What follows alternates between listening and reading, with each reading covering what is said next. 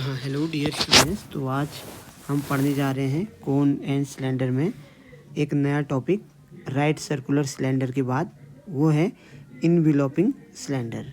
Clear है? तो मैं यहाँ पे हेडिंग डाल रहा हूँ, इनवेलपिंग सिलेंडर। इनवेलपिंग का मतलब क्या होता है? लिफाफा। ठीक है ना? आई बात समझ में? आउटर लेयर टाइप का। क्लियर है? तो सबसे पहले तो मैं यहाँ पे इसकी डेफिनेशन लिखता हूँ, फिर मैं आप लोगों को समझाऊंगा। तो डेफिनेशन है, the locus of tangent lines to the sphere which are parallel to a given line is a cylinder known as enveloping cylinder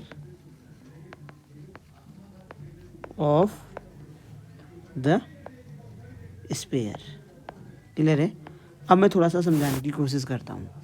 जैसे मान लो मेरे पास क्या है बेटा, एक स्फीयर है। आई बात समझ में? ये मेरे पास कोई क्या है, स्फीयर है। ठीक है? अब क्या होता है देखिए, और यहाँ पर मैंने एक लाइन ड्रॉ की, इस तरीके से लाइन ड्रॉ की। आई बात समझ में? अब हमको क्या करना है, इस स्फीयर में इस तरीके से टेंजेंट लाइन को क्या करना है, ड्रॉ करना है। आई बात समझ में? आई बात समझ में? अब ये जो टेंजेंट लाइन है, ये क्या है, गिवन लाइन जो मैंने यहाँ से पास की है, इसके क्या है बेटा, ये पैरेलल हैं। तो अब क्या होगा कि ये जो लाइंस हैं, ये जो आपने टेंजेंट लाइंस की हैं, जब ये क्या करेंगी, रोटेट करेंगी। क्या करेंगी? रोटेट करेंगी इस तरीके से। तो ये क्या करेंगी, ये जो गिवन स्फीयर है, इसके लिए एक किसका काम करेंगी, स्फीयर का काम करेंगी। और इस तरीके से जो शेप बनेगी, उस शेप को हम क्या कहेंगे, इनवेलपिंग सिलेंडर कहेंगे। क्लियर है बात है? आई बात समझ में? और ये इनवेलपिंग सिलेंडर किसका बनेगा बेटा, जो गिवन आपका क्या है, स्फीयर है। क्लियर है बात है? तो एक बार फिर से देखते हैं क्या है, the locus of tangent lines to the sphere which are parallel, देखिए parallel to a given line is a cylinder known as enveloping cylinder of the sphere. ठीक है ना? जो हाइलाइटर है उसको देखो, मैंने क्या कहा, the locus of tangent lines. देख रहे हैं आप, the locus of tangent line to the sphere. Clear है? Which are parallel to a given line, ये वाली गिवन लाइन। ठीक है ना? इज अ सिलेंडर, यानी कि जब ये टेंजेंट लाइन क्या करेंगी, इस तरीके से क्या करेंगी, घूमेंगी। ठीक है ना? इमेजिनेशन करो, तो उसको हम क्या कहेंगे बेटा, इनवेलपिंग सिलेंडर। इनवेलपिंग सिलेंडर क्यों कह रहे हैं, क्योंकि ये जो लाइंस हैं, ठीक है ना, ये इस स्फीयर के लिए किसका काम कर रही हैं, एक इन्वेलप का काम कर रही हैं, एक लिफाफे का काम कर रही हैं। क्लियर है बात है? ठीक है ना? और न्यूमेरिकल्स इंपॉर्टेंट हैं। ठीक है ना? इसका डेरिवेशन भी कभी कभी पूछा जाता है, तो प्लीज़ आप लोग इसको थोड़ा सा अच्छे से देखना। ठीक है ना? अब क्वेश्चन, अब यहाँ पर टॉपिक क्या है हमारे पास, देखना तरीके से, ये है इक्वेशन ऑफ द इनवेलपिंग सिलेंडर। बहुत आसान है, कुछ भी नहीं है इस टॉपिक में। अगर आप तरीके से देखेंगे, बस एक अच्छी अंडरस्टैंडिंग अगर आपकी है, तो आप लोग इसको आराम से समझ जाएंगे। ठीक है ना? जैसे मैं इक्वेशन ऑफ इनवेलपिंग सिलेंडर को लिखूंगा यहाँ, न्यूमेरिकल भी सेम आपने वैसे ही करने हैं इसमें। क्लियर है बात है? ठीक है ना? तो अब इसमें करना क्या है, देखिए, अब क्वेश्चन किस तरीके से आएगा, ये भी मैं यहाँ पर आप लोगों के सामने लिख देता हूँ। ये है, find the equation of, find the equation of the enveloping cylinder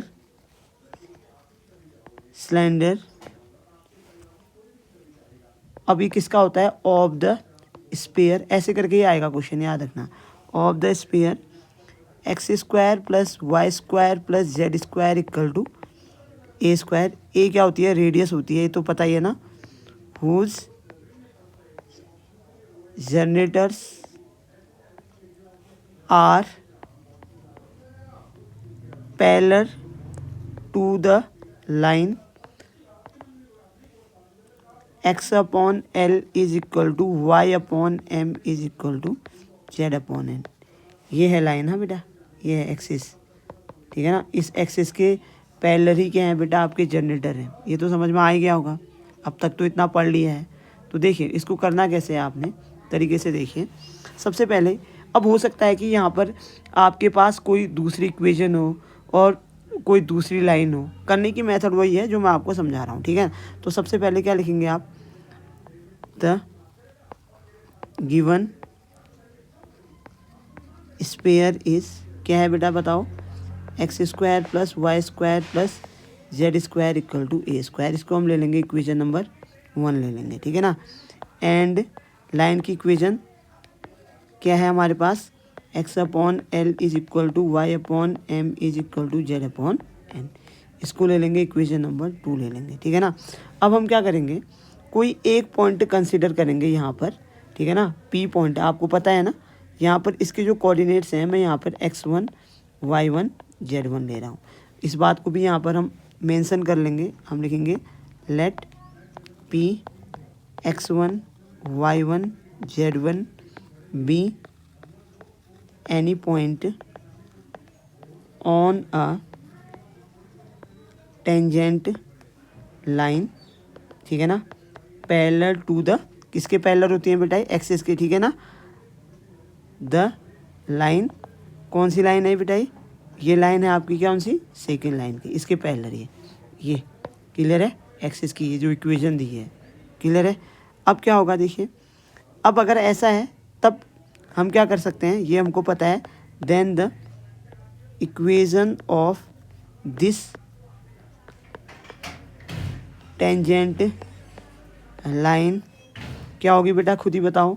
x minus points क्या हैं, x1 upon L is equal to Y minus y1 upon M is equal to Z minus z1 upon N. ये होगी नहीं होगी, रोज ही तो पढ़ते आ रहे हैं। इसको ले लेंगे हम इक्वेशन नंबर 3 ले लेंगे, ठीक है ना।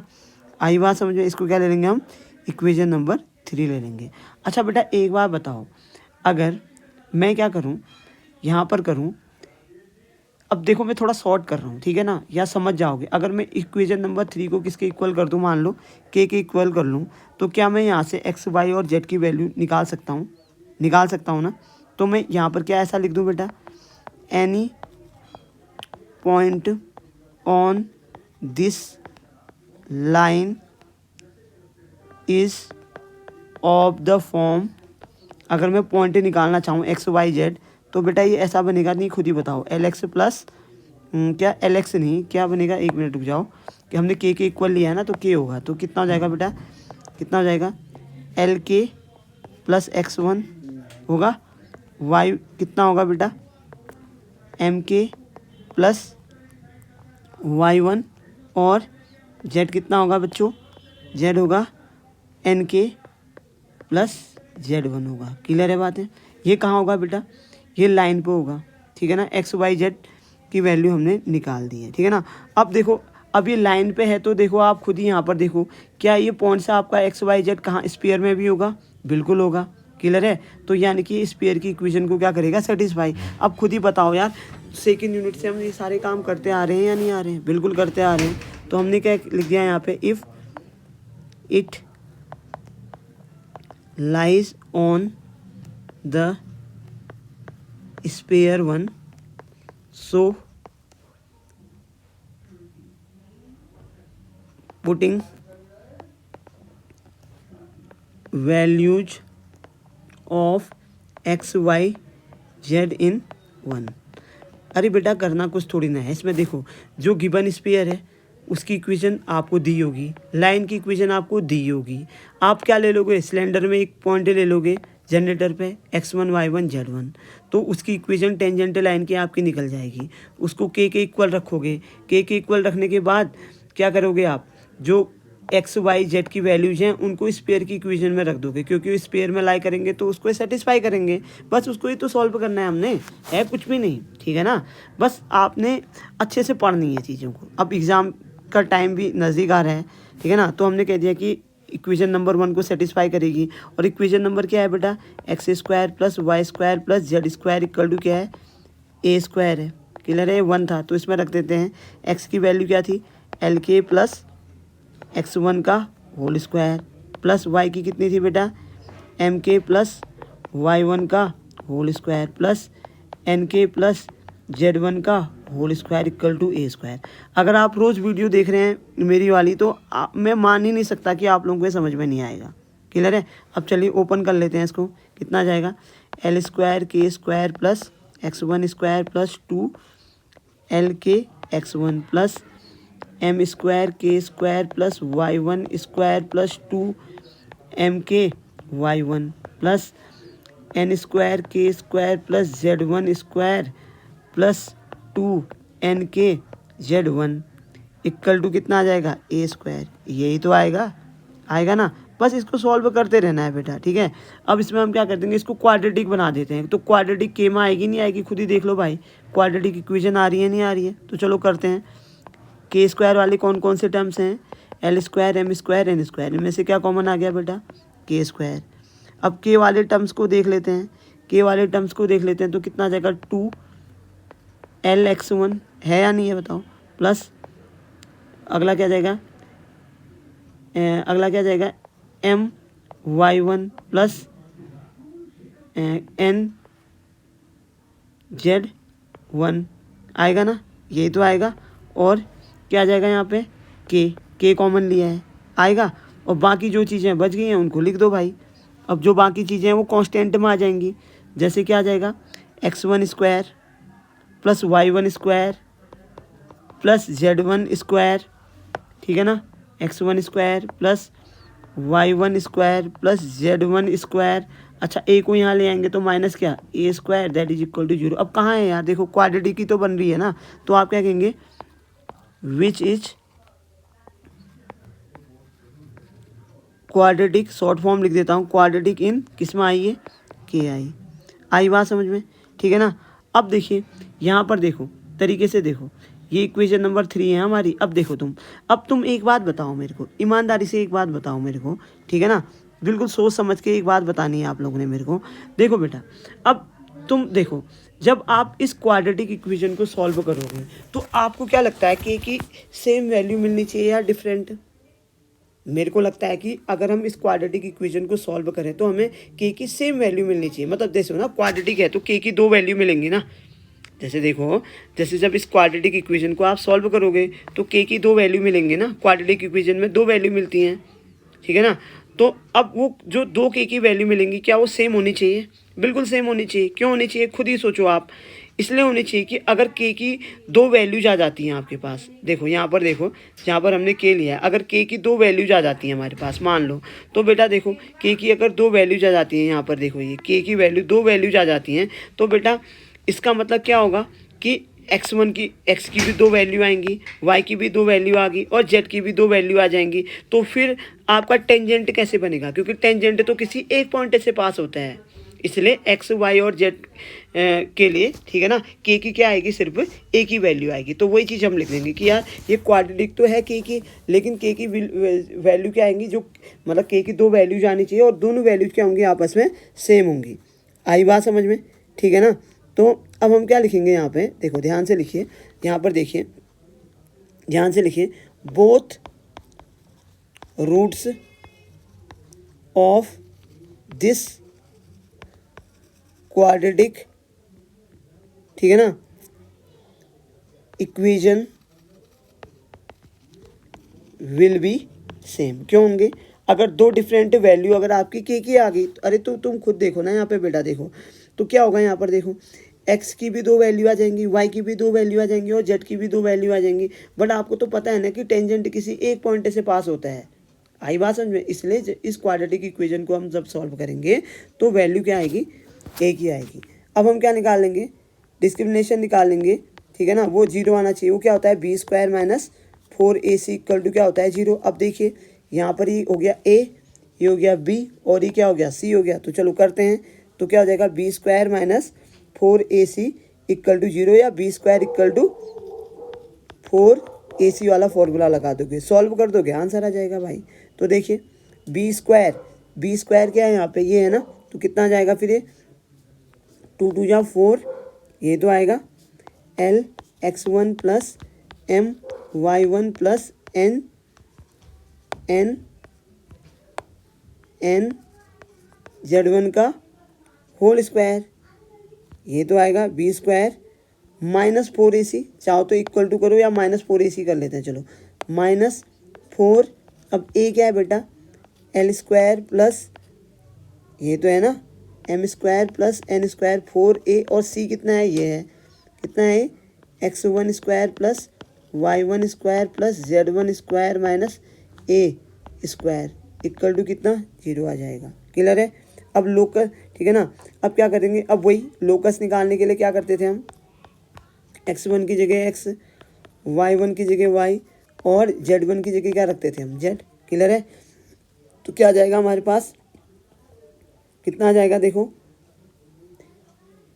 अब 4 है, यहाँ भी 4 है और यहाँ भी 4 है, 4 कॉमन लेके, ठीक है ना। अब 4 कॉमन ले लेते हैं पहले तो, ठीक है ना। 4 कॉमन ले लिया हमने, चलो लिख ही लेते हैं। चलो LX plus MY plus NZ का स्क्वायर माइनस 4 कितना आ जाएगा बेटा, ये L square plus M square plus N square into X square plus Y square plus Z square minus A square equal to zero. अब 4 तो कॉमन ले लेंगे, but 4 can not be zero, तो इसका मतलब क्या हो जाएगा बताओ, LX plus MY plus NZ का whole square minus L square plus M square plus N square into X square plus Y square plus Z square minus A square equal to zero. ये क्या होगा, which is the required equation of, which is the required equation of